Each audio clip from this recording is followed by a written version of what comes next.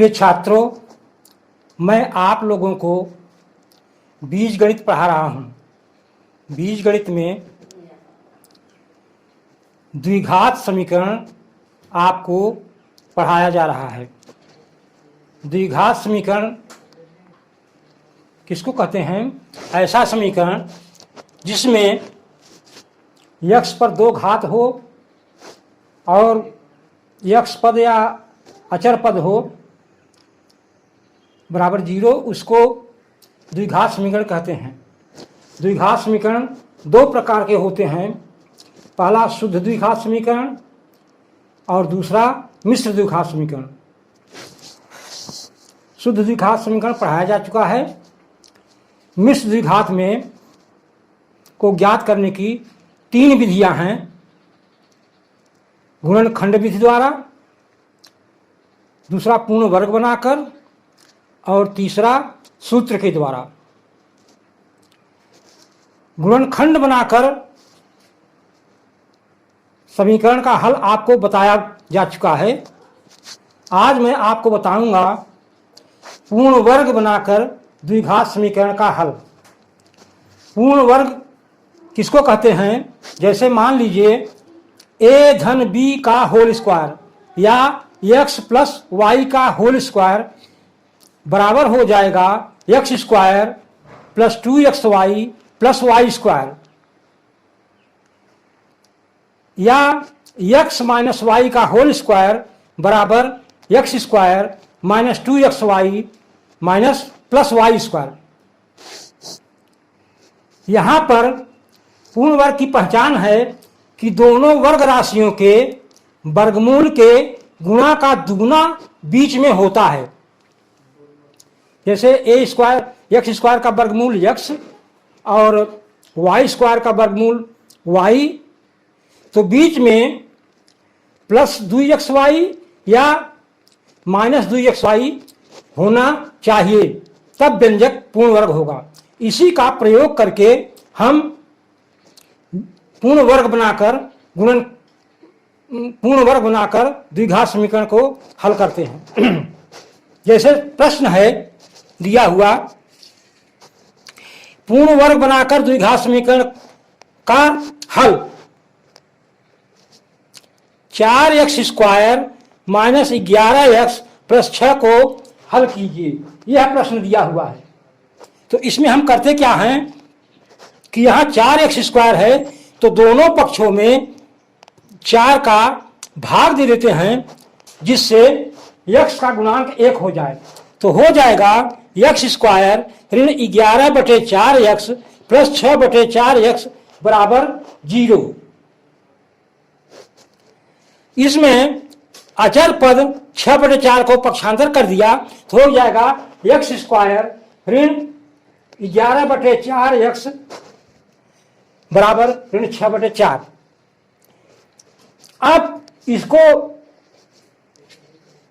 इसके बीच में 11/4 यहाँ दुगुना होना चाहिए x का गुणांक, तो हमने कर दिया x स्क्वायर ऋण 2 कोष्ठ में 11/8x बराबर ऋण 6/4।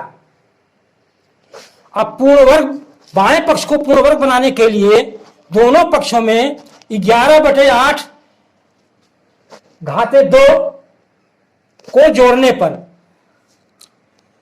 हो जाएगा x स्क्वायर ऋण 2 कोष्ठ गुणित 11/8x प्लस 11/8x का होल स्क्वायर, ये बराबर हो जाएगा ऋण 6/4 धन 11/8 का whole square.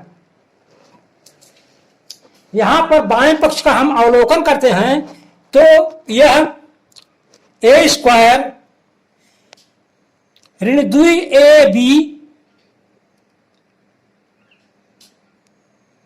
Plus b square के रूप में है, या x square plus 2xy minus 2xy plus y square के अनुरूप है, अर्थात बायां पक्ष पूर्ण वर्ग है।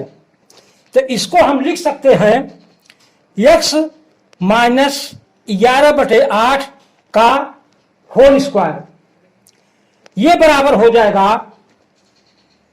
ऋण 6/4 धन 11 यरहम 121/64।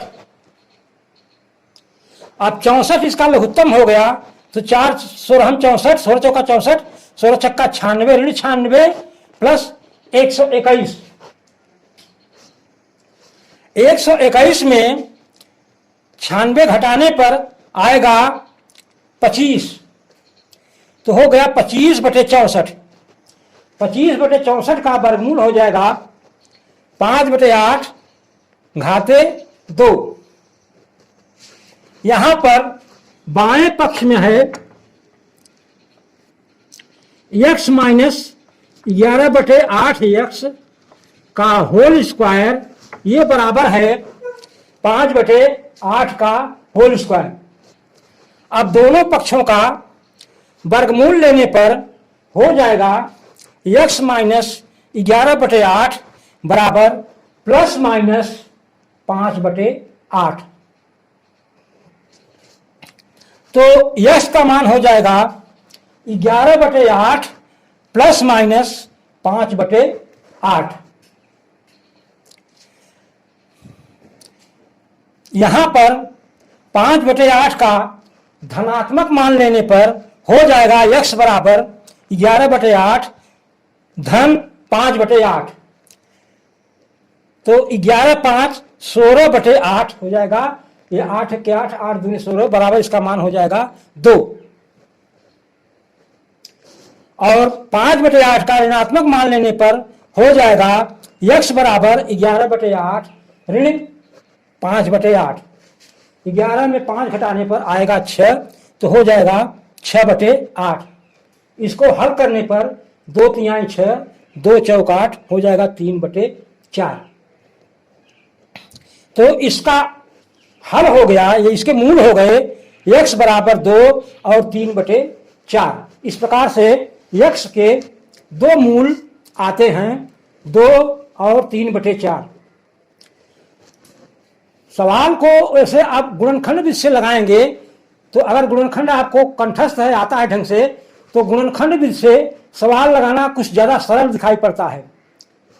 और अगर परीक्षा में आवे तो आप गुणनखंड विधि से ही लगावें, जल्दी हो जाएगा। इसमें थोड़ा सा प्रक्रिया लंबी है पूर्ण वर्ग बनाने में, लेकिन अगर संख्याएं अपरिमेय हैं या करणी में आता है तो गुणनखंड विधि से हम सवाल को हल नहीं कर पाएंगे, उसमें दिक्कत होती है।